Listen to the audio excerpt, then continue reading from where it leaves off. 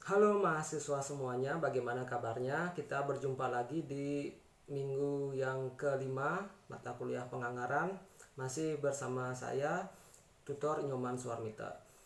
Mudah-mudahan mahasiswa semuanya di mata kuliah penganggaran ini semuanya masih tetap semangat dan masih dalam keadaan sehat ya untuk selalu termotivasi untuk mengikuti mata kuliah penganggaran ini secara online.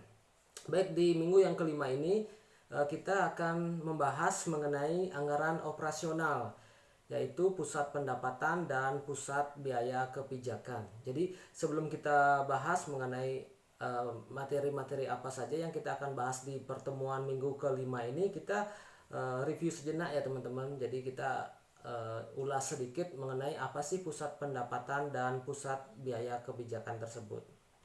Jadi seperti teman-teman sudah ketahui bahwa pusat pendapatan itu adalah salah satu bentuk pertanggungjawaban dari seorang manajer dalam hal manajer tersebut diberi tugas dan wewenang untuk menghasilkan pendapatan atau revenue dari produk yang diproduksi oleh perusahaan dan produk tersebut dijual ke konsumen. Jadi penjualan produk itu akan mendapatkan revenue atau pendapatan bagi perusahaan.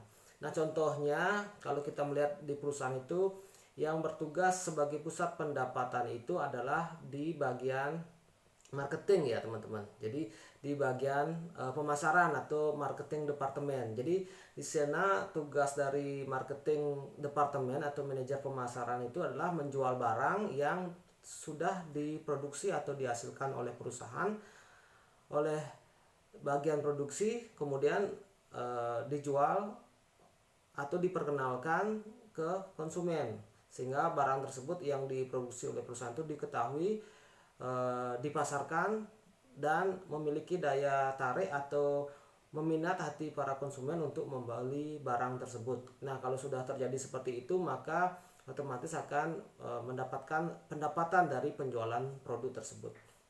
Nah, itu contohnya untuk pusat pendapatan.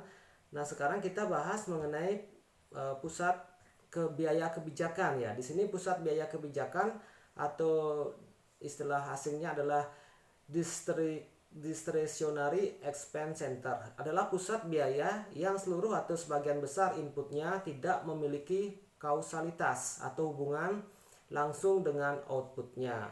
Mungkin kita beri contoh di sini adalah pusat biaya kebijakan bagian penelitian dan pengembangan atau research and development, sering disingkat R&D. Jadi di sini tidak ada antara riset ini tidak ada hubungannya langsung dengan outputnya. Jadi riset itu adalah meneliti, mengembangkan suatu produk sehingga produk tersebut memiliki daya tarik atau daya pikat terhadap calon konsumen ataupun terhadap pembeli yang sudah loyal terhadap produk dari perusahaan tersebut.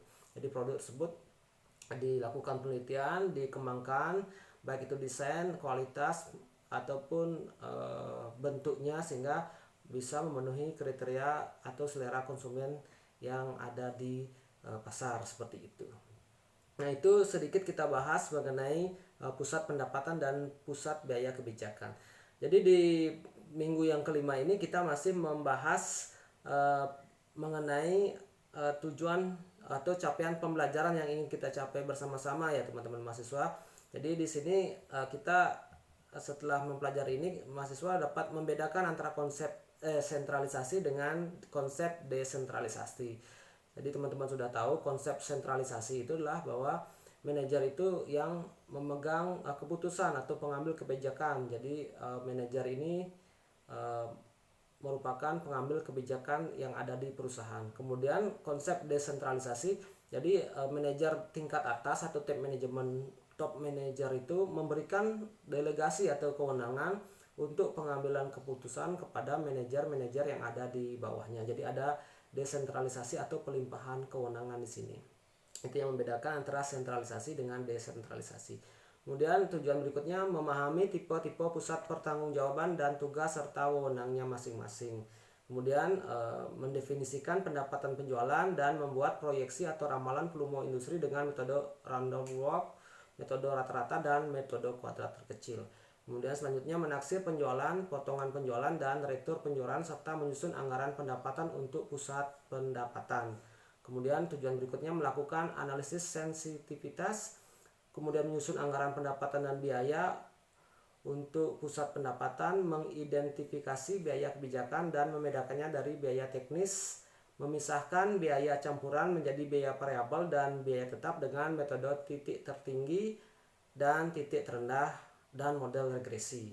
Kemudian memahami anggaran statis dan menyusun anggaran biaya kebijakan serta memahami anggaran fleksibel dan menyusun anggaran biaya teknis. Itu yang akan kita pelajari atau output yang akan kita peroleh dari mempelajari materi minggu kelima ini tentang pusat pendapatan dan pusat biaya.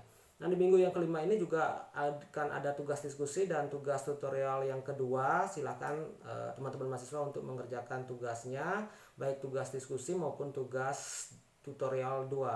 Kemudian jangan lupa teman-teman untuk mengisi daftar hadir setiap mengikuti kegiatan tutorial online ini, dan referensi ataupun bahan materi bacaan yang relevan dengan materi pusat pendapatan dan pusat biaya kebijakan ini silakan teman-teman pelajari untuk menambah pengetahuan dan kesana ilmu pengetahuan yang teman-teman miliki. Baik, sekian video sapaan dari saya. Tetap semangat untuk mengikuti perkuliahan mata kuliah anggaran ini. Sukses untuk kita semuanya dan sampai ketemu di pertemuan berikutnya. Terima kasih dan sampai jumpa.